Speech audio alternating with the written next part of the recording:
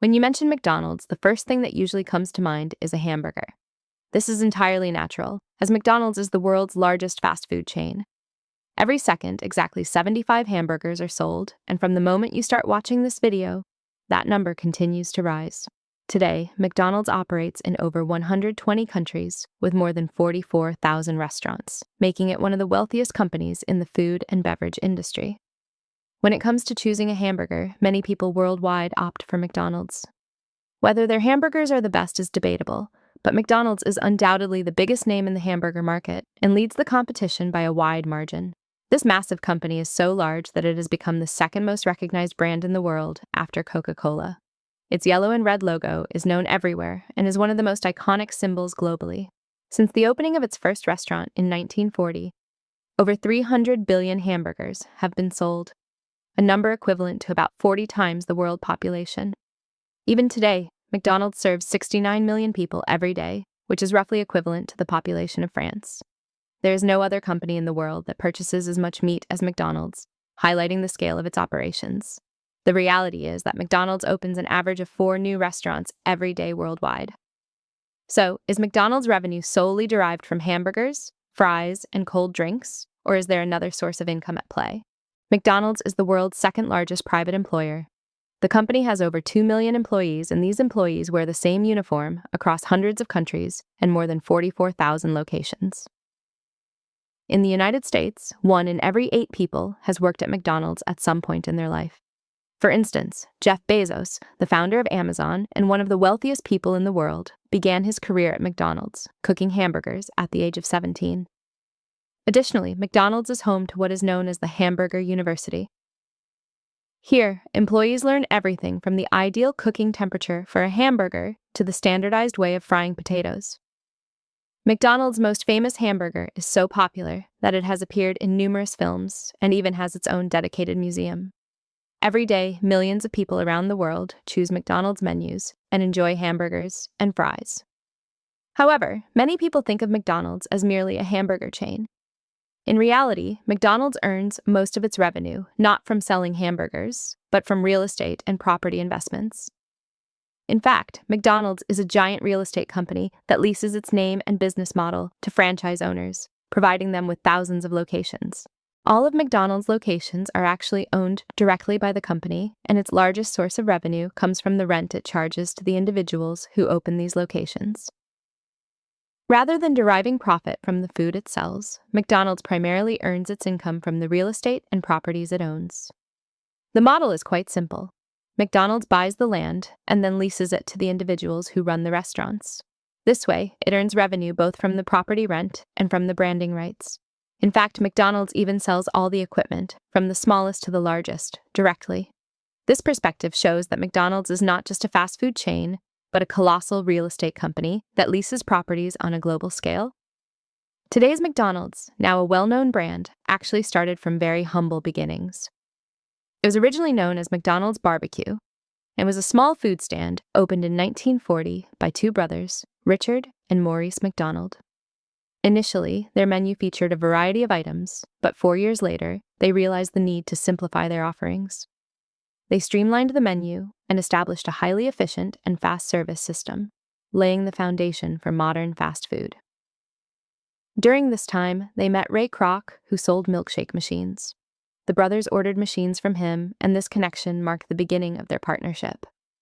When Kroc saw the potential of this system to expand globally, he proposed opening new franchises.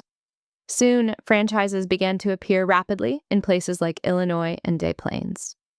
Kroc recognized the immense potential of this business and ultimately, in 1961, bought the company from the brothers for $2.7 million, turning McDonald's into a global brand.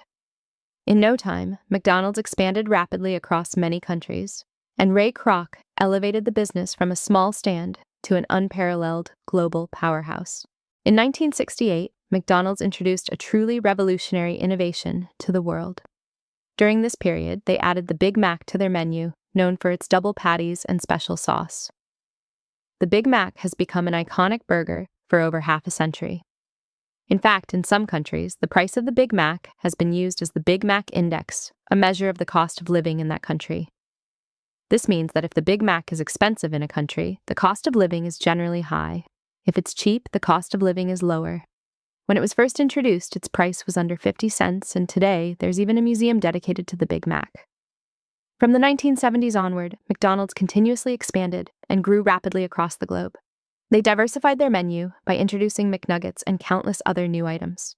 By the early 2000s, almost everyone knew McDonald's. It continued to grow by adapting to modern consumer demands. However, even more importantly, McDonald's revenue is not primarily from the food it sells, but from its real estate strategy, meaning its property investments. Many people assume that McDonald's makes its money solely from food sales, but the reality is different. So how much does McDonald's really earn from its real estate? Today, McDonald's is valued at over $222 billion, making it the world's most valuable fast food chain. In comparison to other major companies, for instance, Starbucks is valued at around $98.5 billion, and Burger King is approximately $32.8 billion. As one of the top 5 real estate companies globally, McDonald's owns properties in the most expensive locations, from Times Square to Paris's Champs-Élysées. This illustrates that McDonald's is not just a fast food chain, but also a massive real estate empire. So how does this real estate strategy work? McDonald's is one of the world's largest employers, providing jobs to nearly 2 million people. However, the majority of the company's income does not come from hamburger sales, but rather from its franchises and the properties it owns. The business model is extremely robust. McDonald's purchases the land where its restaurants are located and leases it to franchise owners. These franchisees invest millions of dollars for the right to operate. But since the land belongs to McDonald's, the company earns a steady rental income. This system elevates McDonald's far beyond just a fast food chain, making it one of the world's largest real estate companies. When it comes to how franchising works, McDonald's provides anyone who wants to open a location with the McDonald's name, its operational system, the necessary training, and the complete menu. However, not everyone can seize this opportunity. The company enforces strict criteria to maintain its reputation. When someone applies to open a franchise, McDonald's places significant emphasis on location. Real estate is the focal point. Although the company began with hamburger sales, today its strength lies in securing prime locations in major cities. A Big Mac might be affordable, but renting a space in New York's Times Square is extremely costly. The revenue from hamburger sales is invested back into real estate to generate even greater profits. The company has a unique talent for identifying the most strategic spots for its restaurants, meticulously analyzing major intersections, heavy traffic flow, prominent corners, and traffic lights. Once the ideal location is found, McDonald's purchases the land and either builds a single-story building with ample parking or acquires an existing suitable structure. The reason McDonald's is able to hold such an extensive portfolio of properties is its enormous real estate holdings. This makes McDonald's appear extremely reliable to banks, allowing the company to easily secure long-term, stable, and well-structured loans. This real estate investment model is one of the core pillars of McDonald's business system. By leveraging its food business, it has simultaneously built a vast real estate and property empire. The process of opening a McDonald's franchise is much more structured than that of other companies. When you apply, McDonald's provides a detailed agreement covering everything from how hamburgers are prepared to how employees are selected.